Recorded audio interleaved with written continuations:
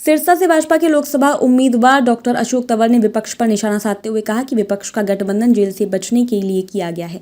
उन्होंने कहा कि पीएम मोदी ने कहा कि 2024 के चुनाव के बाद भ्रष्टाचारियों के खिलाफ और भी मुहिम तेज हो जाएगी। डॉक्टर अशोक तंवर सिरसा में कार्यकर्ताओं से मिलने के बाद पत्रकारों से बातचीत कर रहे थे। वहीं डॉक्टर अशोक तंवर ने कांग्रेस पर भी जमकर निशाना साधा।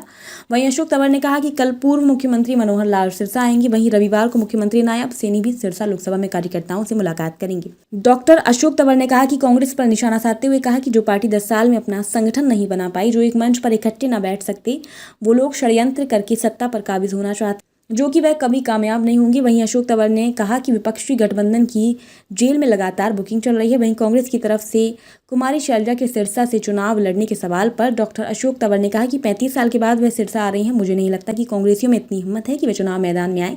जो भी कांग्रेस के नेता हैं वह हार के डर से चुनाव लड़ने से बच रहे हैं। तैयारियां बहुत जबरदस्त है। भारतीय जनता पार्टी ने देश में भी और प्रदेश में भी सबसे पहले अपने उम्मीदवार वो डिक्लेयर किए। उससे पहले 10 वर्ष का काम है। एक महान विजन है आदरणीय नरेंद्र मोदी जी का। एक देश को अखंड और देश को मजबूत करने वाली विचारधारा है, अच्छी नीतियां है और लोगों का आशीर्वाद है। तो ऐसे में मैं समझता हूं कि बहुत जबरदस्त रिस्पॉन्स है। आज से हमारी रैलियां शुरू हो रही है। हरियाणा के मुख्यमंत्री नायब सैनी जी आज रैलियों आज से शुरुआत करेंगे। कल मनोहर लाल जी के प्रोग्राम है। कल भारतीय जनता पार्टी का स्थापना दिवस भी है। हर गांव में, हर घर पर झंडा लगे, ये लक्ष्य लेकर के भारतीय जनता पार्टी मैदान में उतरी हुई है। और जहां जिसके पास समर्पित कार्यकर्ताओं की अनुशासित फौज हो, एक बहुत बड़ा संगठन हो, दुनिया का सबसे विशाल संगठन हो, तो मुझे नहीं लगता कि किसी तरीके का कोई वो है। और लगातार आगे भी इसी तरीके से और जो हमारे कार्यक्रम होंगे, रैलियां 7 तारीख को टोहाना की रैली है, 10 तारीख को कालावाली की रैली है और 11 तारीख को फतेहाबाद की रैली है। और हमने जो भी वर्कर मीटिंग है वो कर ली है, जनसंपर्क हमारे जारी है। तो मैं समझता हूं कि ऐतिहासिक वोट के मार्जिन से हरियाणा की 10 की 10 सीटें जीतेंगे और सिरसा भी उसमें टॉप सीट्स में होगी। तो पार्टी 10 साल में अपना संगठन नहीं बना पाई, तो आप उसकी दिशा समझ सकते हैं कहाँ है।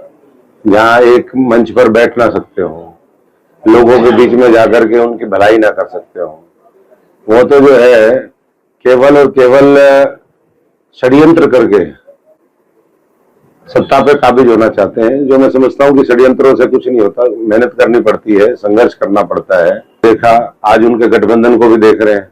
ये तो जेलों से बचने के लिए, कि जेल में ना जाना पड़े, उसके लिए इस तरीके का जो है गठबंधन उन्होंने बनाया है। क्योंकि बुकिंग चल रही है जेल की, कोई 5 नंबर में, कोई 7 नंबर में, कोई 2 नंबर है तिहाड़ में, कोई 5 नंबर में है। और मोदी जी ने कहा है कि आने वाले समय में भ्रष्टाचार को खत्म करने के लिए और मुहिम हम तेज करेंगे 2024 के बाद। तो मैं तो धन्यवाद करता हूं। मैं तो इसीलिए भारत निर्माण के लिए, विकसित भारत के लिए 140 करोड़ लोगों का भला हो, इसके लिए भारतीय जनता पार्टी में आया। और मैं समझता हूं कि इसीलिए भ्रष्टाचार इस देश की सबसे बड़ी समस्या है।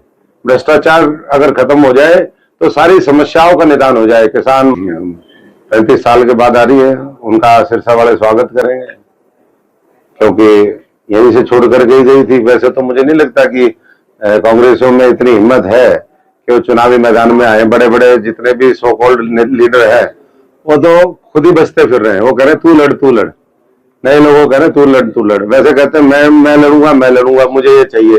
अब जब हार दिख रही है, जमानतें जब होती दिख रही हैं, तो मैं समझता हूं कि मैदान छोड़ करके सारे ही लोगों ने मना कर दिया। जो भी इनके कुर्सी के काटे हुए लोग हैं, उन्होंने सबने पहले ही मना कर चुके हैं।